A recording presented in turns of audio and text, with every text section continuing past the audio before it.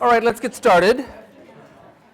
I'd like to just say a few last words about Emerson, at least last words for now, by taking one last look at the essay Experience, which I wanted to suggest last time after the death of Emerson's son becomes a way of him to kind of do a gut check, you might say, or head check, and see if the theories about the nature of the individual and the soul and the way the self works, that division between the me and the not me, can really work under the pressure of some kind of a trauma or a grief like the one prompted by the death of his child. So again, I wanted to point out to the place that we were at the end of last time. This is at the top of 1207. This kind of, it's a kind of dramatic crux, I suppose, for the essay, and you really ought to compare it to that moment in nature, that moment of revelation that is the transparent eyeball. You remember that moment where he talks about the currents of the universal being flowing through him, becoming part and particle of God. Am nothing, I see all. Compare that as a moment of vision to this one, and I'm going to read it again. It is very unhappy but too late to be helped, the discovery we have made that we exist. That discovery is called the fall of man. Right? So this is his rewriting of the book of Genesis, you might say, and it's in terms of human consciousness and human vision. Ever afterwards we suspect our instruments. We have learned that we do not see directly, but mediately, and that we have no means of correcting these colored and distorted lenses which we are, or of computing the amount of the errors. Right? So that means we don't see directly. Instead of that vision of transparency, we have a vision of mediation. Between us and what's out there, there is some mediating force. And that mediating force turns out to be ourselves. We have no means of correcting these colored and distorting lenses which we are. Once we lived in what we saw, now the rapaciousness of this new power, which threatens to absorb all things, engages us. Nature, art, persons, letters, religions, objects successively tumble in, and God is but one of the ideas. So this is, one of the things you might say he's taking aim at here is that sense of the Cartesian split between mind and body, which he wants to uphold, but even the Cartesian split between subject and object. These things are no longer separable, he thinks. And therefore, he suggests, that subjectivity, whether it's in the form of something like a scientist's instruments or in the form of an individual's way of thinking, his way of life, ideology, always colors the vision of what you're looking at, even for someone as acutely observant as Emerson, right? And I suggested last time that this is actually a fairly modern thought. It anticipates something like Karl Mannheim's ideology principle, in which he talks about the fact that there is no outside, for example, of ideology. Even perhaps Werner Heisenberg's uncertainty principle, where the very fact of observing changes the nature of what is being observed, or definitions of ideology from Marx down to Althusser. All of these things, I think, are built in here.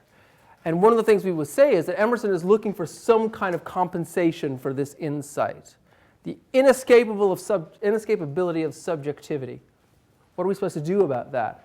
The truth that we say we might have hoped to find in reality, right? Remember that whole business of study thyself, study nature, becoming one thing. He's looking out there in nature to try to find out truths about himself.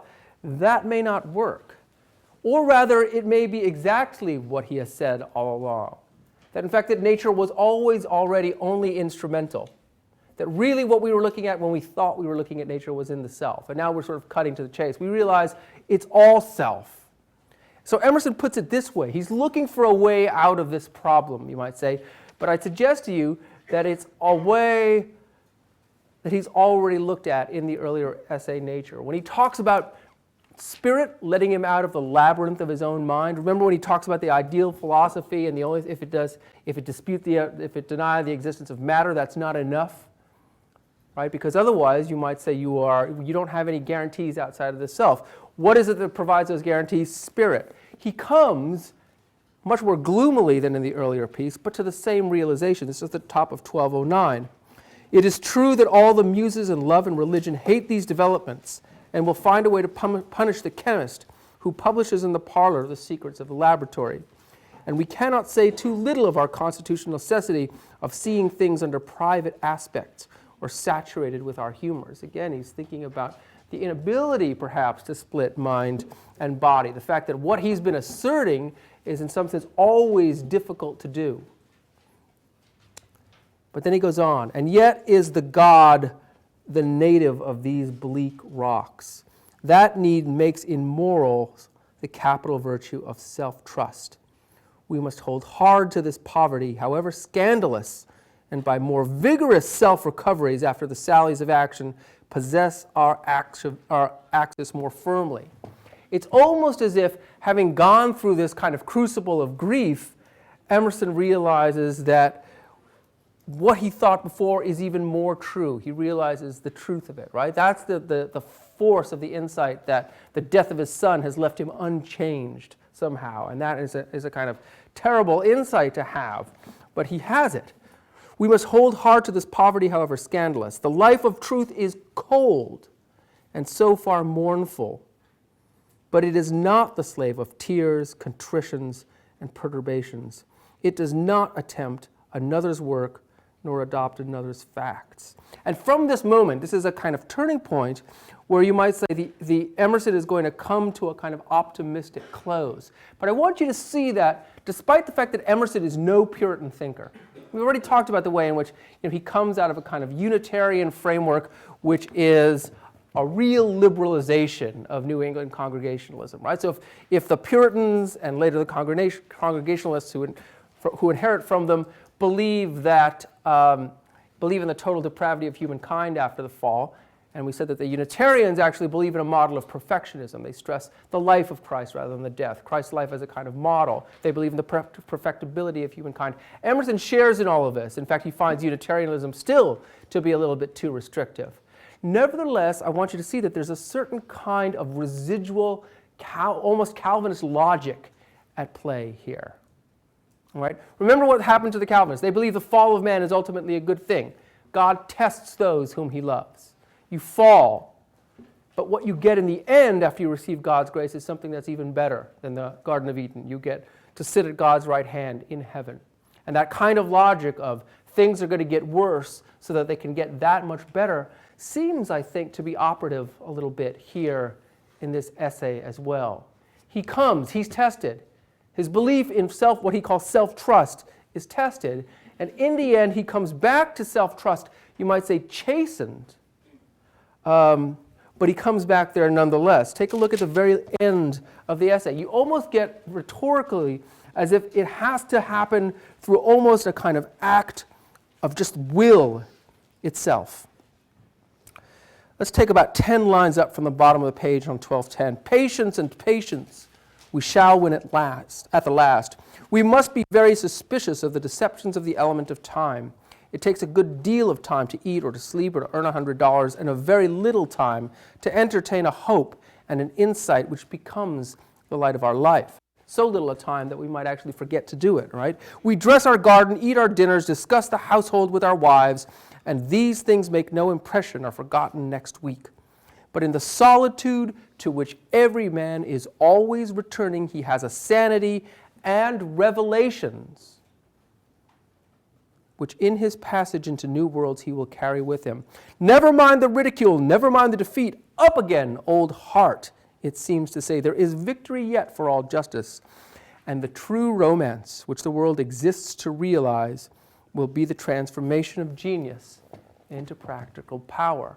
And again, you should go back and compare this to the end of nature when he talks about the kingdom of man over nature, which cometh without observation, will be beyond his present dream of God, right? I mean, there's a sense in which finally genius is going to be converted into practical power, but only through, you might say, this supreme act of willpower, which is to go back to self-trust.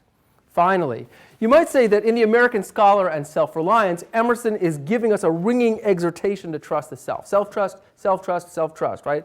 Later in the essay, Selfreliance, it's called self-reliance. It's a little bit different by the time we get to the end of experience. You might say that in the aftermath of disillusionment, skepticism, doubt, grief even, Emerson comes to realize that it isn't just the necessity of self-trust, but it may well be that there isn't anything that you can trust besides the self. And that's a hard place to have to come to, but I think it's the logical extrapolation for him of the kinds of things that he's been thinking all along, what he calls in other places the infinitude of the private man. But what finally underwrites that idea of self-trust is the idea that it's based in the soul, which is a link to the Godhead, right? We have some of the divine in each of us. Therefore, that emphasis finally on revelation. The solitude to which every man is always returning. What do we find there? Sanity and revelation. And that's why those two things are linked, I think. So I want you to see that this is a kind of shift for Emerson, a kind of shift into a minor key. And it is a moment of testing. But like the Puritans before him, he comes out, you might say, stronger for having had to go through the fire. The other thing I wanted to point out about the end of this is that it's a kind of Thoreauvian moment that he has at the end of this essay experience, particularly in this moment when he thinks about the ways in which the everyday tend to create experiences that might lead us to overlook what we find in solitude, that sanity and revelation, right? We dress our garden, eat our dinners, discuss the household with our wives. These things make no impression or forgotten next week. That sounds a little bit like Thoreau. And I want you to understand that, in a way, Thoreau is possibly the closest thing that Emerson has to a real disciple in his own time. Quite literally, Walden is built on a foundation laid by Emerson. It's built on a piece of property that Emerson owned and lent to Thoreau, and it's also built on a foundation of the kind of belief in self-reliance and the idea of investigating nature that Emerson lays down. So at this moment, I want us to think a little bit about the ways in which we might say there are links among these three thinkers. Emerson and Thoreau, I think it'll become clear. But again, I want you to see that there are ways in which there are links between what they are doing as kind of romantic writers writing in the early part of the 1800s compared to what Winthrop, who is 200 years ahead of them in the history that we're talking about, they have a similar kind of idea. Winthrop his model of Christian charity is designed to set forth a kind of template, right? Create this idea of a city on the hill, a template for a new kind of society. That society runs 200 years old. By the time it gets to Emerson and Thoreau, they're thinking about the necessity of maybe rebuilding or renovating that, right? A greater self-reliance will lead to a kind of renovation of the social state, Emerson says. And there's a way in which I want you to think of what Thoreau is attempting at Walden as a kind of thought experiment. Fundamentally, it tells us a lot about building and measuring, but ultimately it's a thought experiment that suggests what would it take to rebuild our civilization from the ground up, to simplify everything so that we can get away from all of the kind of accumulation of stuff that we thought from the time that the Puritans, and even from before, and get back to basics and find life rewarding once again. And additionally, again, there's that idea that there's this lurking somewhere in Emerson. I'm not sure it's true in Thoreau, but working somewhere in Emerson, there is the kind of residue of Puritan logic, particularly if you think of the shift from nature through self-reliance down to experience. Okay? So that's one thing to bear in mind. Now, Thoreau graduates from Harvard in the same year, 1837, that Emerson gives the Phi Beta address that's called, the Phi Beta Kappa address that's called The American Scholar. We don't actually know if Thoreau was present on that day, but as I say, he might as well have been, in the sense that exactly the things that Emerson is talking about there become the kind of foundations for Thoreau's own philosophy. And I suggested last time that we should think of the two pieces that we have looked at, the shorter Resistance to Civil Government and the longer Walden, as in some sense taking their cue from Emerson. So I'd like to suggest to you that Resistance to Civil Government, which was written in 1849 to protest the aftermath of the Mexican War, which we'll have more occasion to talk about when we get to Harriet Beecher Stowe, and also the institution of American slavery, which we'll also talk about when we get to Stowe. It's written to protest those things. We might see it as Thoreau's version of the American Scholar. I mean, like the American Scholar, it's built on a foundation of what we would call individualism, what we might even call ontological individualism, right? The idea that the self has a primary reality, and that society itself is a second-order construct. It's derived out of the necessity of protecting the majority of our freedoms from the state of nature. And it's almost as if society is a necessary evil, and for Thoreau, an evil that he hopes eventually will kind of, to quote someone else in a different context, that will eventually wither away. So Thoreau, like Lenin, hopes that the state will eventually wither away. Take a look at page 18. Yeah, let's look at 1857. Earlier on in the essay. It's the very beginning of the essay. And listen to how he begins. I heartily accept the motto, that government is best which governs least. And I should like to see it acted up to more rapidly and systematically. Carried out, it finally amounts to this, which I also believe. That government is best which governs not at all. And when men are prepared for it, that will be the kind of government which they will have. Government is at best but an expedient. But most governments are usually, and all governments are sometimes, inexpedient. The objections which have been brought against a standing army, and they are many and weighty and deserve to prevail, may also at last be brought against a standing government. Right? So then you get it right there. This government is a kind of necessary evil that's necessitated by the current low stage of society at which we're at. Right? And you might think back to Emerson's fable of man thinking from the American Scholar, which describes, you remember, men as partial, men as beings to whom synecdoche has happened. We walk around a walking trunk, cut off from the trunk, we walk a finger, a nose, nothing, but never the whole man. Or to which metonymy has happened. We have become linked to things, and we have gotten away from process. So even someone as exalted as a thinker is kind of reified and made static. And that's why Emerson would rather see the scholar described not as a thinker, but as man thinking, to emphasize the kind of dynamic nature of what's going on there. Thoreau has a similar kind of critique to offer here, when he talks about the mass of men serving the state as machines, right? So it's a kind of thought experiment, this essay.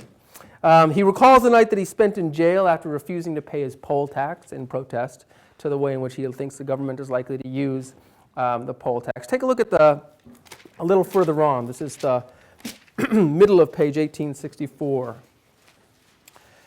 And this is in some sense hearkening back to the Declaration of Independence, which we looked at earlier on, right? That idea of, remember Jefferson's syllogism, and that the people have a right to overthrow a destructive government. And then he goes on to prove throughout most of the document that the British government, particularly as typified or exemplified or embodied by the king, is that kind of government. Therefore, we have the right to overthrow that. Thoreau's taking his cue from that here. Look at the second full paragraph on 1864. Under a government which imprisons any unjustly, the true place for a just man is also a prison.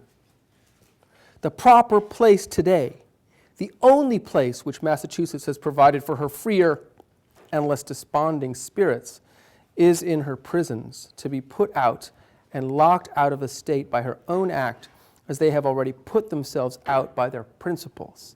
It is there that the fugitive slave and the Mexican prisoner on parole and the Indian come to plead the wrongs of his race should find them, on that separate but more free and honorable ground where the state places those who are not with her but against her, the only house in a slave state in which a free man can abide with honor.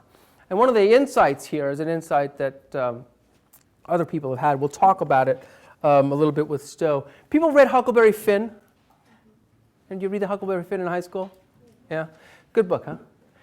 Huckleberry Finn is an interesting book because it's preceded by a book called Tom Sawyer. Tom Sawyer belongs to a certain genre. We might call it the boys' book. It's thought to be a kind of adventure book. It's about the search for gold. Right? I mean, funnily, it's a treasure hunt kind of book. So you might say that Huck Finn promises to be something in the same kind of vein, also has a boy's name. It does something different. It first of all takes a first-person narrator, and then it takes a first-person narrator from the lower or even underclass and lets him, creates a kind of vernacular voice that lets him speak. But do you remember the moment that everyone points to as a kind of signal moment for supposedly Huck's transformation in that book? is the moment after when they've gone on the raft, they've missed the turnoff to Ohio. Right? They're supposed to get off the river and go into free country in Ohio. If you don't get off the river at the right time, what happens? Well, the Mississippi keeps flowing south.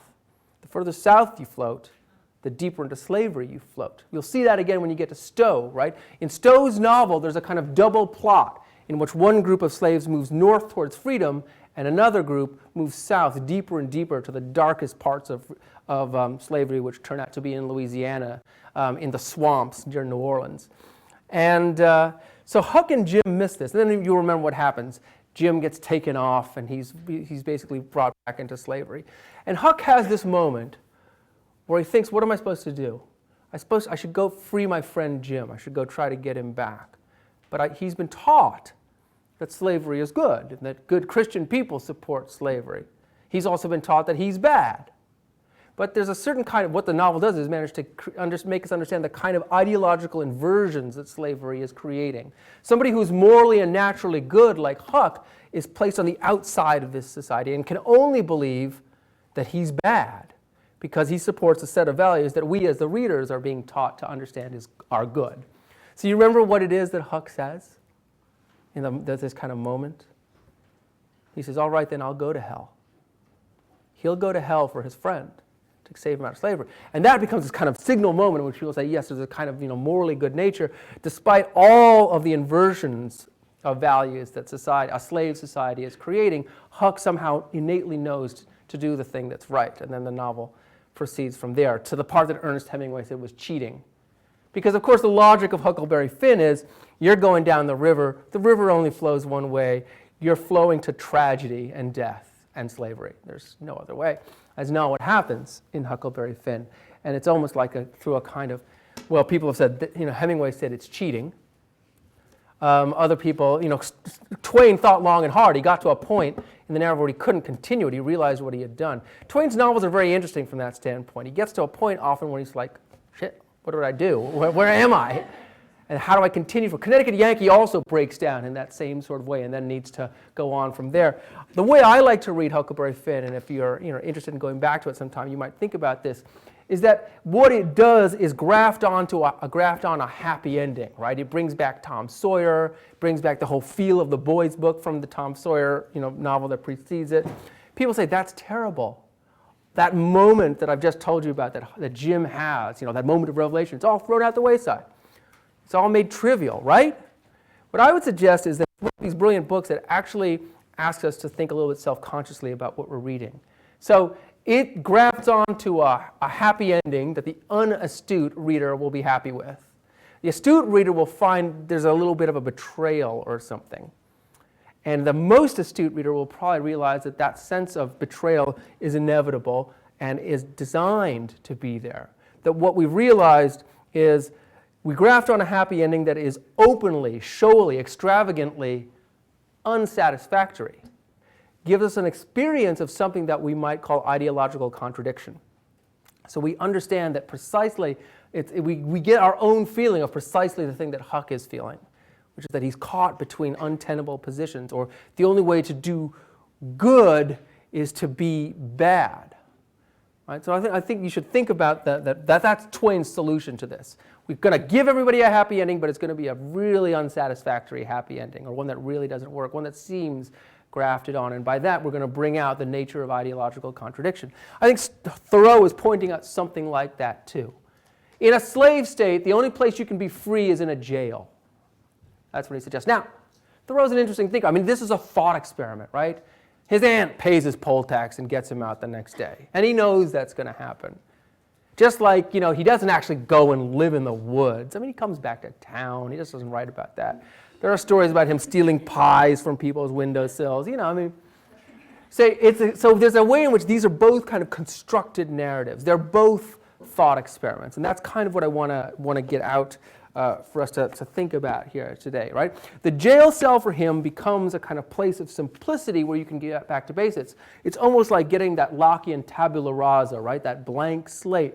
And he is able to then rewrite what's on there. So he creates his own new idea of what society should be. Or rather, you could say he's able to see things from the simplicity of the jail cell that he wouldn't have been able to, that he isn't able to see before. Here's a figure for that.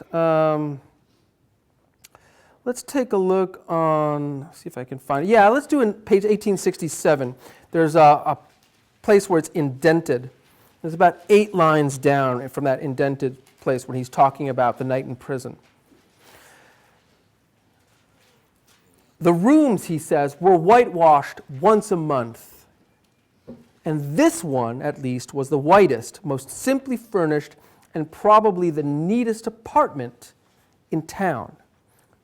And then he's talking about, he naturally wanted to know where I came from and what brought me here. And when I told him, I asked him in my turn how he came there, presuming him to be an honest man, of course, and as the world goes, I believe he was. Why, said he, they accused me of burning a barn, but I never did it. As near as I could discover, he had probably gone to bed in a barn when drunk and smoked his pipe there, and so a barn was burnt. He had the reputation of being a clever man, had been there some 3 months waiting for his trial to come on, and would have to wait much longer, but he was quite domesticated and contented since he got his board for nothing and thought that he was well treated. Right, again, the paradoxes of being in jail. But take a look a little bit further on. Right, one of the things we realize is that in let's see, this is about 3 lines down on, yeah, look at the top of 1868. Right, he's talking about the kind of circulation of gossip in the jail. He says, I found that even here there was a history and a gossip which never circulated beyond the walls of the jail. Probably this is the only house in the town, he writes, where verses are composed which are afterward printed in a circular form but not published.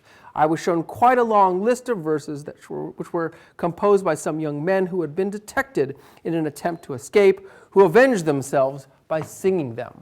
Right, now he's a little bit tongue-in-cheek, right? But one of the things I want you to suggest here is that the jail itself is also a kind of cultural site, too. It's a place where poetry is happening, and not a kind of self-interested, market-driven poetry, but something else altogether, right? In other words, being in jail gives Thoreau new insights into the nature of the culture outside of the jail. Take a look at the next 2 paragraphs later. It was like traveling into a far country, such as I had never expected to behold, to lie there for one night. It seemed to me that I never had heard the town clock strike before, nor the evening sounds of the village, for we slept with the windows open, which were inside the grating. It was to see my native village in the light of the Middle Ages, and our Concord was turned into a Rhine stream, and visions of knights and castles passed before me. Right? So he has a kind of literary point of view that he's bringing. Again, what I want you to say is that this is a kind of thought experiment. And it's therefore, I would suggest to you, less a personal narrative than it is actually a kind of piece of political theory.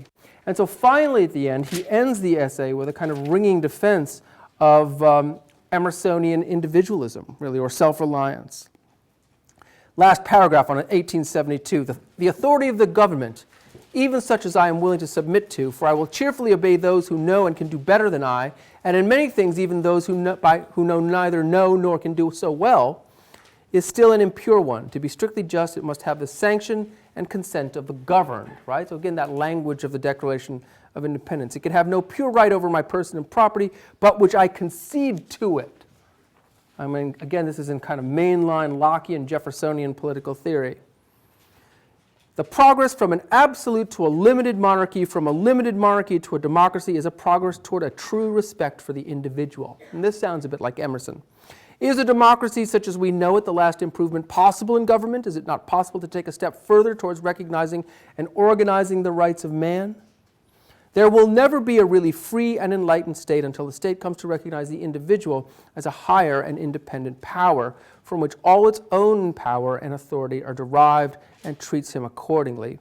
I please myself with imagining a state at last which can afford to be just to all men and to treat the individual with respect as a neighbor, which even would not think it inconsistent with its own repose if a few, and now he's talking about himself, right? Because he and other people who thought of themselves as transcendentalists were criticized for holding themselves aloof from society, for not paying their taxes, not being contributors. Not meddling with it, not embraced by it, who fulfilled all the duties of neighbors and fellow men. A state which bore this kind of fruit and suffered it to drop off as fast as it ripened would prepare the way for a still more perfect and glorious state, which also I have imagined, but not anywhere seen. Right, so what he's thinking about is, again, a new kind of state, one that he can first formulate, paradoxically, in jail. Although I would suggest to you that, again, one of the places where he's formulated it is, is in the pages of Emerson himself. In thinking about Emerson, the kind of Emersonian project of exalting the individual, what he does here, I suggested last time that Emerson's individualism should be thought of as a kind of social philosophy, even though he never really makes statements about democracy in this kind of bald way in the essays that we've read. So you might say that Thoreau is translating Emerson's ideas here into a more overtly political key, or a key that belongs more overtly to the realm of philosophy that we would call political theory. And I think Walden does that too. Right? So that's Thoreau. I think Walden does that as well. Right? I think it's in some sense, it's an even bigger thought experiment. And it's a thought experiment that resists, you might say, being a thought experiment because it's masquerading as a lot of other kinds of writing. It's masquerading as a kind of personal narrative and also perhaps as a kind of natural history tract. So we might say if resistance to civil government is Thoreau's version of the American scholar, Walden is going to be his version of nature.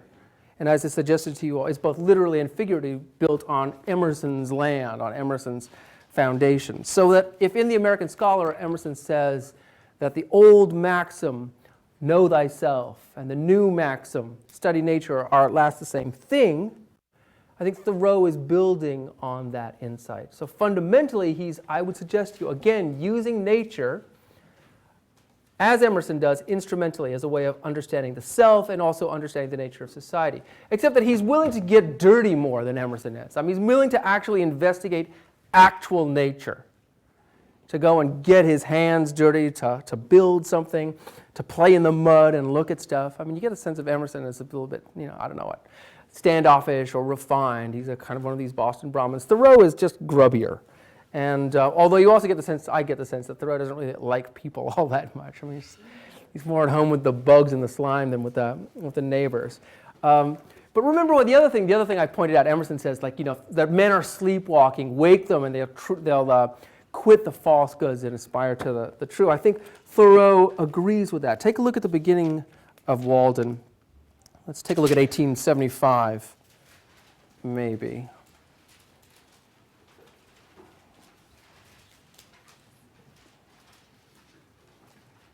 I mean, he begins with this long part that's called, begins with this long section that's called economy. And he's really interested in the idea of what it might mean to rethink the very nature of economy. So take a look at this towards the bottom of the page. Most men, even in this comparatively free country, through mere ignorance and mistake, are so occupied with the factitious cares and superfluously coarse labors of life that its finer fruits cannot be plucked by them. Their fingers from excessive toil are too clumsy and tremble too much for that. Actually, the laboring man has not leisure for a true integrity day by day. He cannot afford to sustain the manliest relations to men. His labor would be depreciated in the market. He has no time to be anything but a machine, right? Remember that moment in The American Scholar, where the farmer is just the same as the cart with which he works. How can he remember well his ignorance which his growth requires, who has so often to use his knowledge? We should feed and clothe him gratuitously sometimes and recruit him with our cordials before we judge of him. The finest qualities of our nature, like the bloom on fruits, can be preserved only by the most delicate handling, yet we do not treat ourselves nor one another thus. Take a look further on now. So we get this, the structure of this is strange, right? You kind of get plunged in. You get 80 pages almost in the original of this chapter that's called Economy. It's really big. And then finally you get to a second chapter that's called Where I Lived and What I Lived For. And this starts on page 1914. And even then, it's a little bit abstract at the start. Before finally, on page 1920, near the top of the page, we get this statement of the project of Walden. So this is quite a way in. It's almost as if he's wanted you to kind of discern the project of Walden for yourself before he's going to tell you what it is. Or you might say, watch him in action, rethinking the idea of economy before he tells you what his larger project is. So he says this: I went to the woods because I wished to live deliberately, to front only the essential facts of life and see if I could not learn what it had to teach, and not, when I came to die, discover that I had not lived. I did not wish to live what was not life. Living is so dear. Nor did I wish to practice resignation unless it was quite necessary. I wanted to live deep and suck out all the marrow of life, to live so sturdily and Spartan-like as to put to rout all that was not life, to cut a broad swath and shave close, to drive life into a corner and reduce it to its lowest terms. And if it proved to be mean, why then to get the whole and genuine meanness out of it and publish its meanness to the world. Or if it were sublime, to know it by experience and be able to give a true account of it in my next excursion. For most men, it appears to me, are in a strange uncertainty about it, whether it is of the devil or of God, and have somewhat hastily concluded that it is the chief end of man here to glorify God and enjoy him forever. Right? So we should see echoes of Franklin and Emerson here. Right? Remember Franklin's common sense idea. He's not going to do things from precept, but he's going to imagine that behind the precepts there might be some useful advice. So he's not going to do it because he should, but he's going to test whether or not he should do it. Same with Thoreau. He wants to test. He wants to experience it for himself. And it's like that moment in Emerson's Selfreliance, too, when he talks about writing whim on the lintel post. And somebody asks him, how do you know these impulses don't come from below? And he says, well, then, if they come from the devil, I'll be the devil's child. I have to do what's true to me. He thinks that's not going to be the case, but he's willing to go with it. Same with Thoreau. If life be mean, he wants to really know what it means to be mean. If life is sublime, he doesn't just want to hear about it in some other person's poetry or reading about it. He wants to go and experience it for himself. And he comes up with a metaphor about this. And this metaphor is very appropriate, given that a lot of his attention is going to be spent on a very deep lake. He wants to get to the bottom of things, even to this question of what the purpose of man is with relation to God. Somewhat hastily concluded that it is the chief end of man here to glorify God and enjoy him forever. He's not saying that we might not get to that conclusion eventually, but we don't want to get that conclusion too fast. So I want to suggest to you that Walden is all about getting to the bottom of things. Take a look on page 1923. This is a long passage, long paragraph. It's many of the paragraphs are long paragraphs, but this one is at the bottom of 1923. And he says this: let us spend one day as deliberately as nature and not be thrown off the track by every nutshell and mosquito's wing that falls on the rails. Let us rise early and fast, or break fast gently and without perturbation. Let company come and let company go. Let the bells ring and the children cry, determined to make a day of it. Why should we knock under and go with the stream? Let us not be upset and overwhelmed in that terrible rapid and whirlpool called a dinner situated in the meridian shallows. Weather this danger and you are safe, for the rest of the way is downhill. With unrelaxed nerves, with morning vigor, sail by it, looking another way tied to the mast like Ulysses. If the engine whistles, let it whistle till it's hoarse for its pains. If the bell rings, why should we run? We will consider what kind of music they are like. Let us settle ourselves and work and wedge our feet downward through the mud and slush of opinion and prejudice and tradition and delusion and appearance, that alluvion which covers the globe through Paris and London, through New York and Boston and Concord, through church and state, through poetry and philosophy and religion, till we come to a hard bottom and rocks in place which we can call reality, and say this is, and no mistake, and then begin having a point d'appui below freshet and frost and fire, a place where you might found a wall or a state, or set a lamppost safely, or perhaps a gauge, not a nihilometer but a realometer, that future ages might know how deep a freshet of shams and appearances had gathered from time to time. If you stand right fronting and face to face to a fact, you will see the sun glimmer on both its surfaces as if it were a scimitar, and feel its sweet edge dividing you through the heart and marrow, so you will happily conclude your mortal career. Be it life or death, We crave only reality. If we are really dying, let us hear the rattle in our throats and feel cold in the extremities. If we are alive, then let us go about our business. Right? I want to spend a little bit of time looking at that. A point d'appui, hard bottom with rocks in place. Something you can found a wall or a state on. Right? Again, he's interested in bottom, in foundation. And he wants to call that search for bottom a search for reality. He wants to know what's real. You need to understand that what he's talking about is, for him, the difference between real and what isn't real is the difference between kind of appearance. So for him, society is full of appearances. We're meant to put on appearances. We have to speak in ways that seem hospitable. We have to abide by social conventions. We have to be nice to one another. That's bullshit for him. He wants something real, something you can found a wall or a state on. So what's at stake in this search for solid bottom? I think it means, and what's at stake in this long book that I asked you to read? I mean, he's showing you at length the process of looking for what is real. It involves asking the right kind of questions. It involves sometimes pursuing scientific methods. And it also involves moments when scientific methods are not going to be adequate. Right? Many of the things we thought aren't going to be adequate. Take a look at the top of 1924, right? We have the mud and slush of opinion and prejudice. All right, that's appearances, right? Social appearances. Tradition and delusion and appearance. That alluvion which covers the globe through Paris and London and New York and Boston and even Concord, near where he is.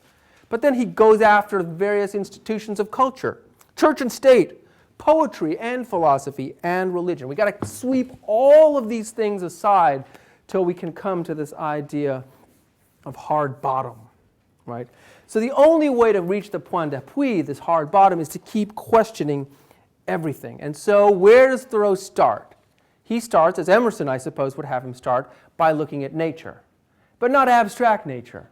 Going out into the woods and actually looking at nature. Trying to find something that is inhuman. In other words, think back to Emerson's distinction between the me and the not me. He's going to go look at the not me, and he's going to look at the not me extremely seriously, but ultimately as an avenue for getting to the me, right? I mean, I think I brought it along. Yeah, here's that, again, nature and the soul. Strictly speaking, all that is separate from all of us, which philosophy distinguishes as the not me, nature and art. That's Emerson's statement about what the difference is between man and human beings and nature. Thoreau, I would suggest you adopts a similar conception, although I have a feeling that at least at the start of Walden, he's giving you a process of discovery, so he stipulates at the start something less than Emerson's faith in the transcendent powers of the me. May well be that Thoreau needs more prompting from nature, more a sense of, maybe the sense that the me is not enough, unaided, to pierce through all of these appearances, right? It needs something artificial to happen to it, to get thrown into jail, or maybe to go out and build this little house in the woods, right? One of the things that Thoreau criticizes is the statesmen and legislators who never manage to get outside of the larger system in which they are. And there's a way in which he's appealing to this. People know it, the maxim of Archimedes, give me a place to stand and I will move the world. It's all about leverage.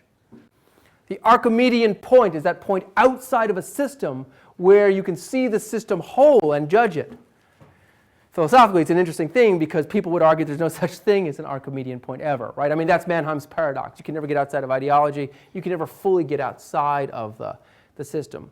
Thoreau is testing this. Is it possible to get outside the system? The paradox of resistance of civil government is you can get outside the system by being right in the heart of the system so long as it's the right place, right? The jail cell becomes a place outside that's still inside. But that's what he's looking for. That's what Emerson is thinking nature is. That's what Thoreau is thinking nature is possibly in Walden. Not just a retreat, but something that where we can approach a kind of Archimedean standpoint, a place where we can stand to gain some kind of perspective, right? And so that's part of what Thoreau discovers in the course of building the house at Walden. Let's see, a couple of pages further back. Let's take a look at 1913 would be a good place. I mean, there's a lot in Thoreau's text that recapitulates itself. But this is a good statement, I think, of that. You can see the resonance with Emerson. It's the last full paragraph on 1913. Our manners have been corrupted by communication with the saints. Our hymn books resound with melodious cursing of God and enduring him forever. One would say that even the prophets and redeemers had rather consoled the fears than confirmed the hopes of man. Right? You can understand that, given what we've said about and read about Calvinism and Puritanism. There is nowhere recorded a simple and irrepressible satisfaction with the gift of life, any memorable praise of God. All health and success does me good, however far off and withdrawn it may appear. All disease and failure helps to make me sad and does me evil, however much sympathy it may have with me or I with it. Right? Forget all that Puritan logic of being tested and afflicted and all that crap. If then we would indeed restore mankind by truly Indian, botanic, magnetic, or natural means, this is the crux here, let us first be as simple and well as nature ourselves, dispel the clouds which hang over our own brows, and take up a little life into our pores. Do not stay to be an overseer of the poor, but endeavor to become one of the worthies of the world. And you can say, again, there's that kind of, the sense of needing to pull yourself up by the bootstraps and do something that we get at the end of experience. Thoreau's task is to get us out into nature. But it's not quite that simple. It never is. Because if you look back at this Emersonian statement, right, we looked at it last time, you'd see that one of the things that Emerson does is to class both nature and art as part of the not me. And he has that statement about that we haven't really done so much to nature, that it's all kind of insignificant. And I think there's something of that too. That ultimately Thoreau often looks as if he's talking about simply natural facts, and yet he does it in a funny way that reinforces this idea that everything outside the self is a mixture of both nature and culture. A good place to go to see that is that passage that I read at length. Let's go back to it, 1923. Let's go through it again. But this time I want you to find, we're going to stop and think about the logic of what's going on here.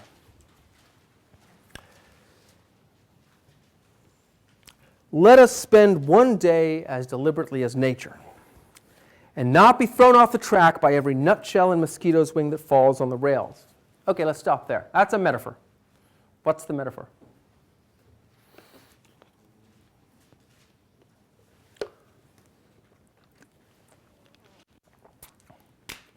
What's the metaphor?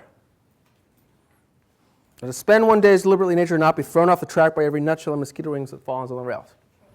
Is what? Train? Train. Yeah, train. Sure. Rails. Rails. Okay, but now let's look at the coding of value that's taking place there. Let us spend one day as deliberately as nature. Okay, down with that. It's Walden. It's life in the woods. We're nature. Okay, nature good. Let us spend one day as deliberately as nature. Second part of the sentence. And not be thrown off the track by every nutshell and mosquito's wings that falls on the rails. Coding, good, bad, indifferent in the latter part of the sentence. What's good? Yeah. Our mechanical progress is good, and whoever nature falls on the track is bad. Mm-hmm. So it might be too soon to say mechanical progress, but certainly some sign of the very sign, you might say, of mechanical progress in the 19th century. The train is quoted here with approval. So we get nature with a capital N in the first part of the sentence, code that good. But the rails, the tracks, let's not get thrown off the tracks, right? Theoretically, the track that we're on is to live one day as deliberately as nature. And what's throwing us off? Nature itself, but oddly, almost trivial nature, right? Nutshells and mosquitoes' wings, as if those things could derail a train. All right, let us rise early and fast, or break fast, gently and without perturbation. Let company come and let company go. Let the bells ring and the children cry, determined to make a day of it. Okay, so now we're back and thinking nature good. This is all kind of the noise of everyday life in society. Now what? Why should we knock under and go with the stream? How do we code that? Yeah. Yes, but what is the stream? If the stream is metaphorical, what is going with the stream? Yeah. Yeah, right? I mean, it's whatever is in the sentence before it, all that stuff. If you kind of go with the stream, you're doing all that stuff. Why should we? Why should we knock under? Instead of that, we should let company come and company go. Okay. Let us not be upset and overwhelmed, here we go again, in that terrible rapid and whirlpool called a dinner, situated in the meridian shallows. Okay, so we're getting that, right? Dinner, oh God, getting these fancy things, got to be on your good behavior, well, it's so boring. Okay, but why are we going to use nature to describe that? Terrible rapid and whirlpool called a dinner. Weather this danger, you're safe, for the rest of the way is downhill. Bit of a mixed metaphor. With unrelaxed nerves, with a morning vigor, sail by it, looking another way. And now, interestingly, we get into a slightly different vein. Tied to the mast like Ulysses. Reference, footnote tells you, I suppose, but it's the Odyssey, right? So it's Greek history, mythology, culture. Nothing is safe. If the engine whistles, let it whistle till it's hoarse for its pains. Now, wait a minute. We've seen the train already. Train was good. Now the train is being associated with the things that we're supposed to get away from. The train whistle. If the bell rings, why should we run? We will consider what kind of music they are like. Let us settle ourselves and work and wedge our feet downward. And again, another mixed metaphor for the mud and slush of opinion and prejudice and tradition and delusion and appearance, that alluvion which covers the globe. So you have to ask yourself, how is this working? Is, you might say, he tarring and feathering or muddying society by using these images from nature that we think to be negative and murky and yucky? Yeah. Could you just say that he's doing kind of what Emerson's doing, using nature as an instrument to explain everything, the world? That would be one way to think of it. That in some sense, then, he's feeling free to use nature without value coding it in any particular way. It's not necessarily going to be good. It's not necessarily going to be bad. It's going to be used to make whatever point he wants. In other words, he's not going to create a kind of binary of nature and culture, or nature even and society, in which nature is just going to be coded good. It's going to be the thing that we want to get to reality. Sure, it's all those things, but he's also willing to say that ultimately it can be used to make negative points, and there are even negative things about it. There are whirlpools and shallows and mud, stuff that'll kill you. Ultimately, what I'd suggest to you is that he's building up a case for all of that being part of the not me.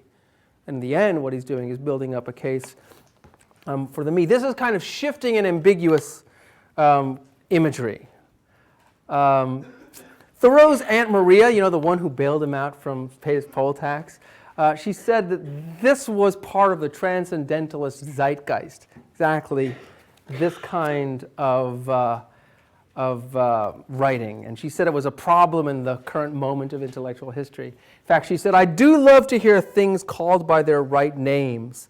And these transcendentalists do so transmogrify their words and pervert common sense that I have no patience. So she thought her nephew was a little bit of a pain in the ass, right? And even Emerson, Emerson, Mr. Contradiction, as I've been arguing, said he found contradiction to be a necessary device, embraced contradiction, blah, blah, blah, blah, blah. He criticized what he called Henry's old fault of unlimited contradiction. The trick of his rhetoric is soon learned. It consists in substituting for the obvious word and thought its diametric antagonist.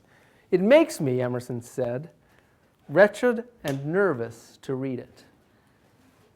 So I guess all things in moderation, or what's good for the goose isn't good for the gander. I don't know.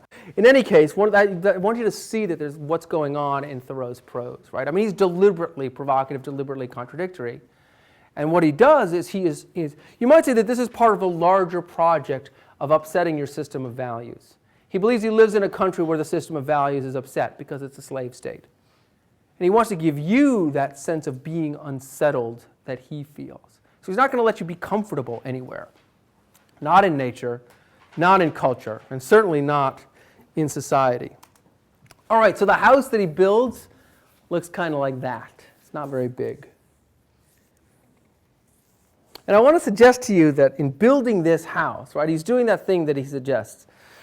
Founding something that you can find, you're looking for bottom where you can find a wall or a state. So I want to suggest to you that this is another version of rhetoric that's about founding a city on a hill.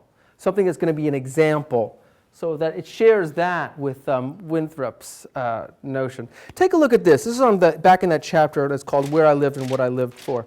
It's on, I think it's on page 1916.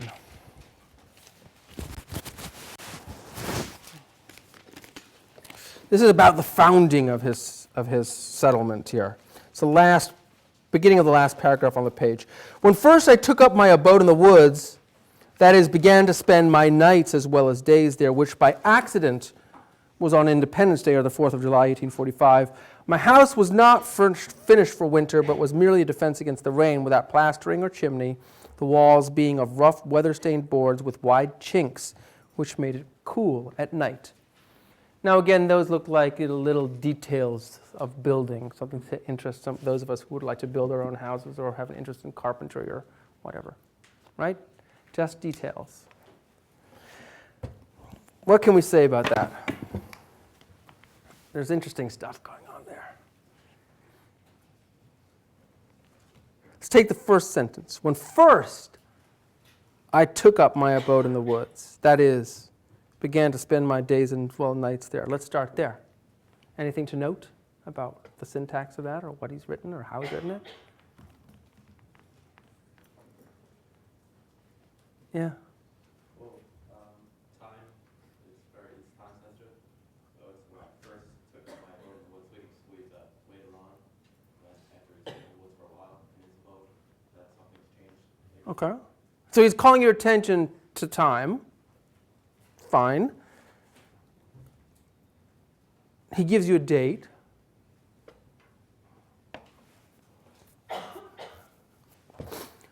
Yeah. Oh, sorry. Go back and then forward. Yeah, go ahead. Yeah. He acts as if he was compelled because stating that the house was not finished indicates that he had enough intention to necessarily. House isn't quite ready, but he's got to move in anyway. Why does he have to move in? Well, that's, I guess, what he's supposed to do. But I mean, the fact that it wasn't finished for winter. Well, does he ever explain why he has to move in? I mean, I didn't finish reading it, but does he ever say why I had to move in that day?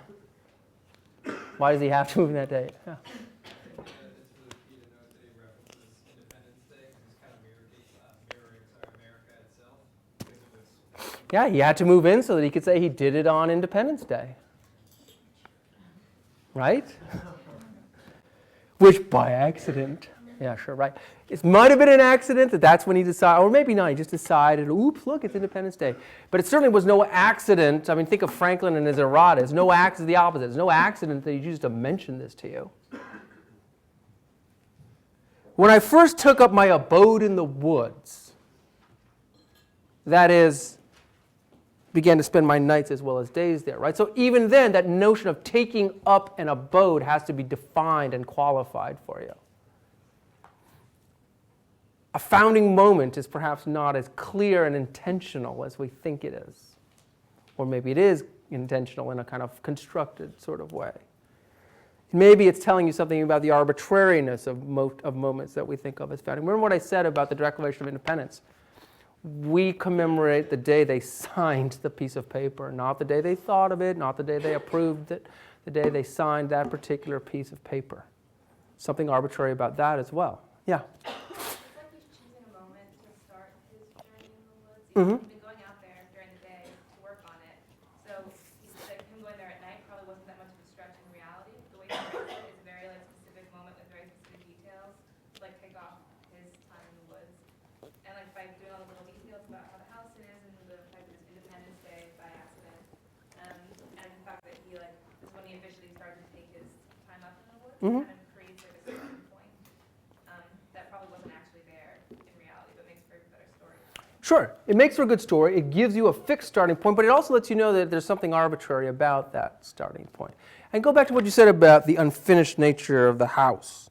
The house wasn't yet finished for winter. It wasn't set to keep the cold out. And he's moving in July, too. So we got a little bit of time to work on it. Yeah, so like in reality, he probably was like, okay, well, it's warm now, I have all these months to finish it, but instead it makes it seem like he moved into an incomplete house, probably creating a metaphor. So think about this. If the metaphor is the founding of the state, you build a wall or a state.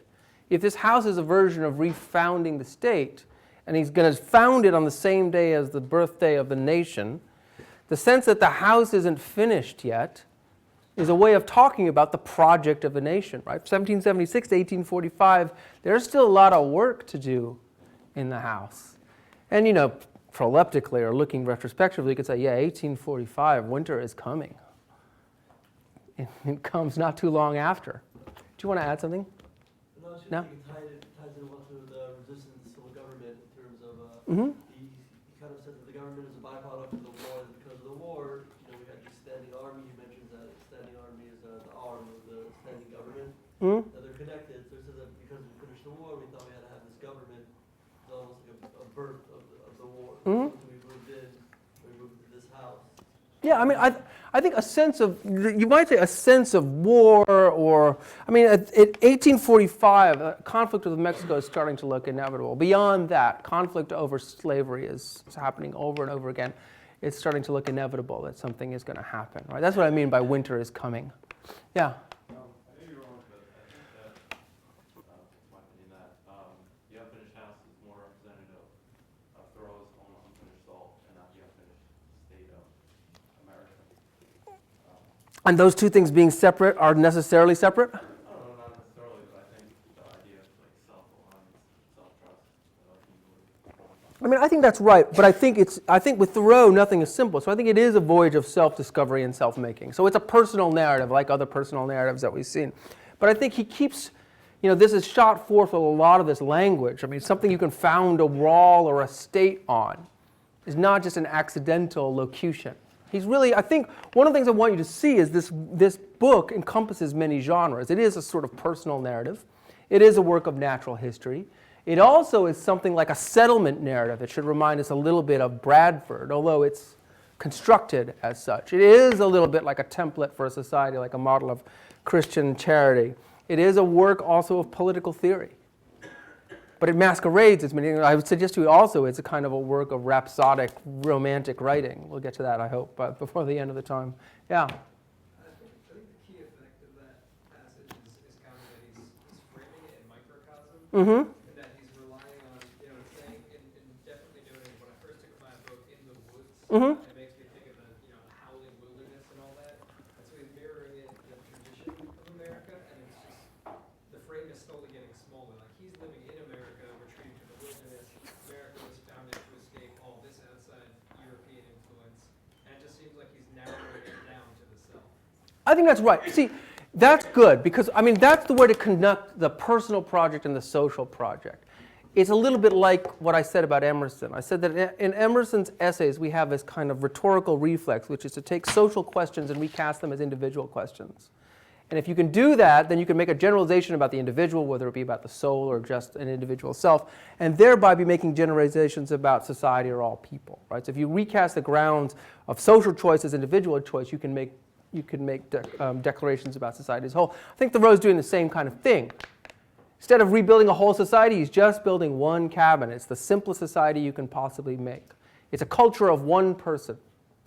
But I think it's meant to stand symbolically for culture at large. Take a look. Let's look at another one. Take a look at, let's see if I can find you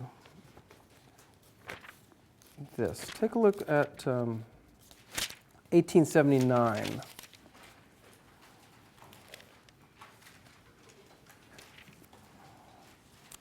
He's thinking about necessity.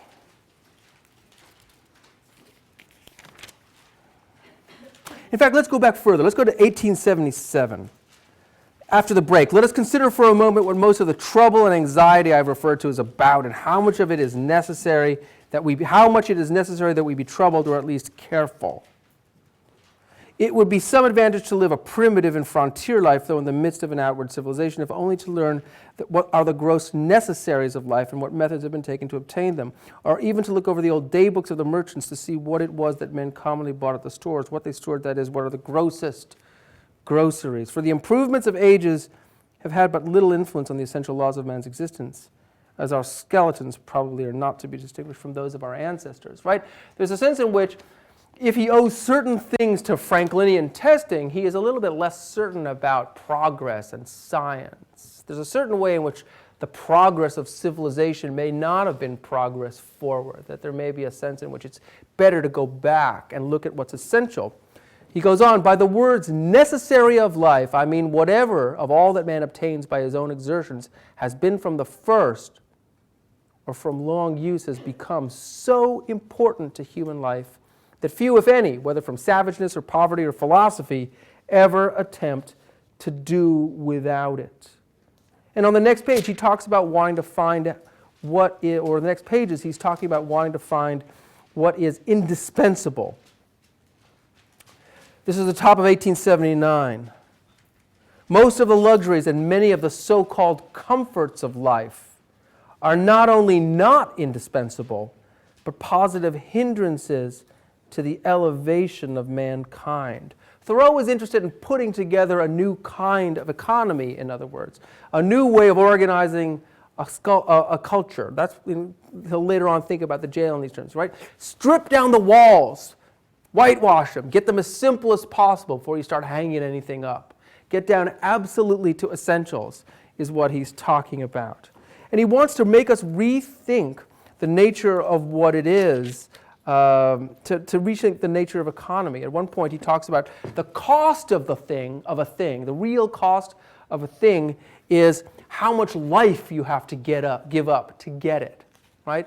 He wants us to think about economy in ways other than we've been used to thinking about it. So there's a sense in which he's very much in keeping with the kind of critique of materialist, of the kind of critique of materialist existence that Emerson does. In fact, that quote I've just referred to, I think, is at the top of 1888.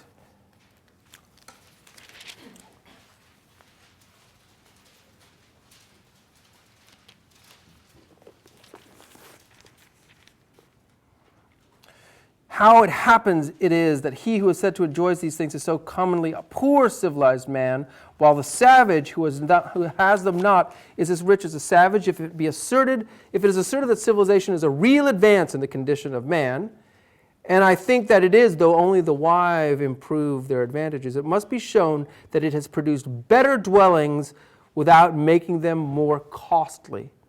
And the cost of a thing is the amount of what I will call life, which is acquired to be exchanged for it, right? So that's part of what he's interested in. He's thinking about, he's asking, part of the thought of experiment is asking us to strip things down to basics, think about how we would start again. If we were going to go back to the state of nature, rewrite the social contract and begin again, this is one, you might say, one man's proposal for how we might go about doing it. Again, not literally so. It's a kind of thought experiment that's asking us to rethink many of the things that we've thought. Go back to basics. Think about what it is that we need and why we need it. And it becomes a literal project of doing that. Take a look a little further on back in the second chapter, in it's page 1915, when he thinks about what the house actually represents for him. This is about 10 lines down. Wherever I sat, there I might live, and the landscape radiated from me accordingly, right? One of the things, going back to this idea of the Archimedean point, he's very aware of perspective. Going to the woods gives him a new perspective on things. And walking around gives him a new perspective on things as well. Where I sat, there I might live, and the landscape radiated from me accordingly. What is a house but a sedes, a seat, better if a country seat? I discovered many a site for a house not likely to be soon improved, which some might have thought too far from the village, but to my eyes the village was too far from it. Well, there I might live, I said, and there I did live for an hour, a summer, and a winter life. Saw how I could let the years run off, buffet the winter through, and see the spring come in. The future inhabitants in this region, wherever they may place their houses, may be sure that they have been anticipated. And one of the things here that you find, part of what makes him what I've said is a romantic writer, is that the house and the simplicity of the house become springboards for the imagination. Take a look a couple of pages on, maybe 1918. This is an example of how new perspective can give you can gain new perspectives. He's talking about this lake that's nearby him. I'll skip around in here, but about 5 lines down. The way I looked between horizon and over the near green hills to some distant and higher ones over the horizon tinged with blue. Indeed, by standing on tiptoe, I could catch a glimpse of some of the peaks of the still bluer and more distant mountain ranges in the northwest. But in other directions, even from this point, I could not see over or beyond the woods which surrounded me. And then look at this insight that he has. It is well to have some water in your neighborhood to give buoyancy to and float the earth. Sounds almost Melvillian. One value even of the smallest well is that when you look into it, you see that the earth is not continent, but insular. This is as important as that it keeps butter cool. When I looked across the pond from this peak towards the Sudbury Meadows, which in the time of flood I distinguished elevated perhaps by a mirage in their seething valleys, like a coin in a basin, all the earth beyond the pond appeared like a thin crust, insulated and floated even by this small sheet of intervening water. And I was reminded that this on which I dwelt was but dry land. Now think about that for a moment. Dry land is a dead metaphor. Dry land. What's the opposite of dry land? I guess wet land. What's wet land? Well, for Thoreau, that means all of the oceans, right? Most of the globe, as we know, is covered by water, but we don't think of that as land. We think of it as ocean or water or something else. Thoreau says it gives us a sense of our place. It gives us a way of recontextualizing what we are, to be able to stand in this from this perspective and have this little insight. And what I want to say is that there's kind of like these little local insights that Thoreau has that drives the technique of the book. So that later on when he talks about the way he is here, he talks about how, in a sense, the imagination is let free by the constraints that he imposes on it by coming to the woods. A little bit further on 1918, both place and time were changed, and I dwelt nearer to those places, parts of the universe, and to those eras in history which had most attracted me. Where I lived was far off as many a region viewed nightly by astronomers. We are wont to imagine rare and delectable places in some remote and more celestial corner of the system, behind the constellation of Cassiopeia's chair, far from noise and disturbance. I discovered that my house actually had its site in such a withdrawn, but forever new and unprofaned part of the universe. Again, he's looking for these points where he can find this idea of hard bottom or sort of new perspectives.